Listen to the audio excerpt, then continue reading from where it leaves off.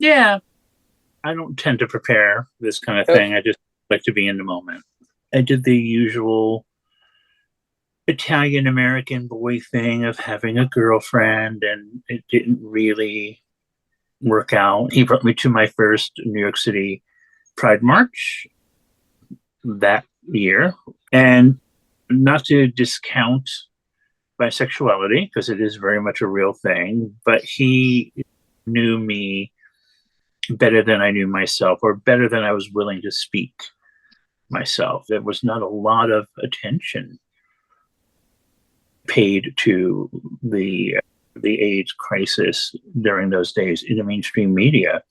The first information I got about AIDS was in a small tinted box on the health page of a skin magazine called Blue Boy.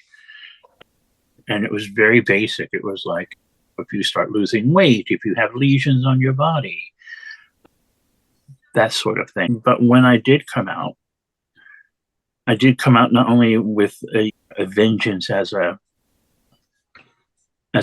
proud fag, but I also came out as a political activist from a very young age. And I used to judge people, sometimes harshly and sometimes unfairly, who would go running back into the closet because they were afraid of being stigmatized. And I was like, no, you got to fight, you got to fight, you got to fight, you got to fight.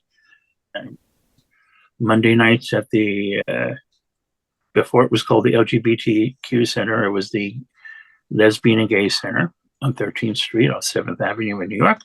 Yeah. And I was at Monday night active meetings were a free for all. And I was there every Monday night. And I participated in a lot of very controversial actions that they planned, including the trip to Washington, D.C., where they dumped ashes of dead men onto the White House lawn. If it weren't for them, even more people would have died. When I moved into radio, I went to radio as the morning host of the first and only national LGBTQ radio show on Sirius Satellite Radio.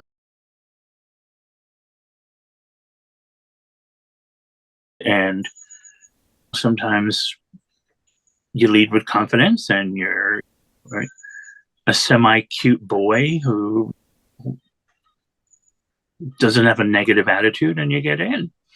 So we went to many discos, and I remember dancing to Relight My Fire by Dan Hartman and Lolita Holloway and having a religious experience to it because I'd heard the words in a different way in the middle of the dance floor. And it was like tears and noise and freedom. And she called me every foul, vulgar word you can imagine. I gave her 20 of the dollars that my dad gave me to go out that night. I said, just take a taxi home. I'll call you tomorrow. I have to know. Wow. And he gave me I think it was a drink that he had made and nobody wanted. It was a grasshopper. Disgusting. It was it was an astonishingly beautiful night. I was a kid and I was terrified. And it wasn't like they were trying to seduce me. They were just I looked frightened and they were nice to me because I was raised in an Italian Catholic neighborhood in the Bronx, all straight people. The F word was thrown around like nothing. When I was out, I found a group of friends, and we were all gay, and they were all average gay men. I don't know if I would call them twinks, but they weren't bears. And I also had a thing for older men. And so I hooked up and dated a lot of men, and they were now what we would call bear identified. And this one particularly well-stocked store had a little digest. It was like the size of Reader's Digest, but it was black and white and it was stapled. It was Xeroxed, and it was called Bear. Because the very, very early version of Bear was a Xerox. I saw that it was published by a guy named Richard Bulger, and I wrote him a letter and said, I think your magazine is cool. And it was the most ridiculous thing ever. Who's reading a music column in a skin magazine? But I was oh so proud. And then I was just so obsessed with it because it was a part of the queer community, or queer population, as I prefer to call it, that felt nice. It wasn't about status. It was about, at least at that time, it eventually did become about status, but at the time it was just about hanging out. And I loved it. And I loved being part of this great group of humans. As soon as you could make money being a bear, as soon as money comes into the picture, it all goes to hell. That was the last time it felt like fun. After that, then I started getting offers to do photo shoots, and I did a movie, and I signed a deal with Bear Films, and then people were, all the nice people, suddenly when I became a title holder, I got to be an A-Bear because I was a title holder. Plus I was also pseudo famous because by then I was a hotshot journalist at Billboard who used to be on TV all the time.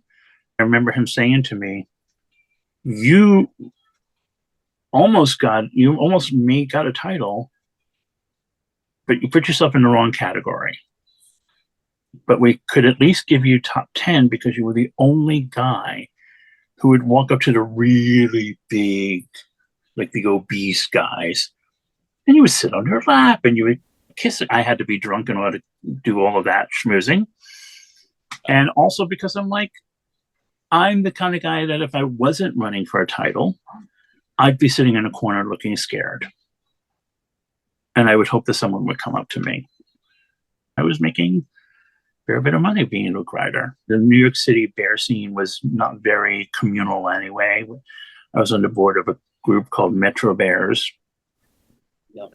They were amazing guys, but they really struggled to pull the city in. And it's because in a city like New York, you don't need a club. In a city like Raleigh, North Carolina. And I'll say, of all the things, I've had a blessed and beautiful life up to this point, and hopefully there's more to come. But of the things that I don't get to do anymore, that I miss Luke Ryder. Oh, he was awesome. I would become this completely other guy. And it was fun. And Luke Ryder was all the things I was afraid to be. It'd be like the Miss America, but with big fat hairy guys helping each other sew themselves into costume and making sure one ball wasn't falling out of your cod piece. Being in a contest meant you got laid more. It meant you got lots of free drinks. I made $4,000 in 3 hours. Wow. It was nuts.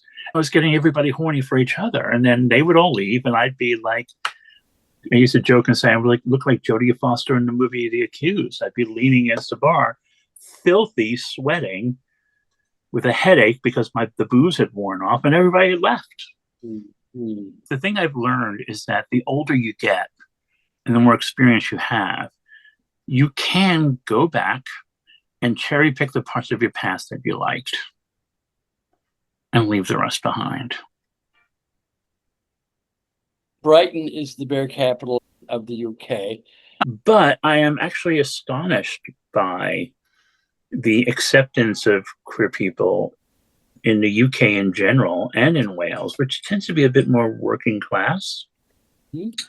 You know, the queer people are not under fire the way they are in America right now. I never feel unsafe as a gay man here. Never. In your opinion, what is a bear? A bear is... I'm a little old-fashioned in this. So, with all due respect to the mama bears and the lesbian bears, from my point of view, you're 100% welcome. If I'm in an event and I see women, female, if I see cis women, I'm like, fantastic. But when I think of a bear, I think of a masculine man, just a guy. And you could be 190 pounds, you could be 590 pounds. It's a vibe, it's an acceptance. It's a warmth that you don't get from other parts of the queer population.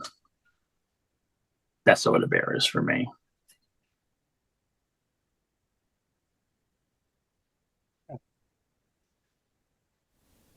Racism in the bear community is like psychotically bad still to this day in the bear community. I've seen beautiful Black men not treated well because of their race. Larry, on your Instagram page, I don't think I've ever met anybody who has pictures with Beyonce and Cyndi Lauper and just hundreds of others. Famous people like to hug on big cuddly guys. So I was talking to an artist earlier. She goes, I bet you give the best hugs. I remember Laura was a very good friend of mine, very close friend of mine. Cool. She loved pork. We used to cook together in the kitchen in Buddy UN. She loved pork,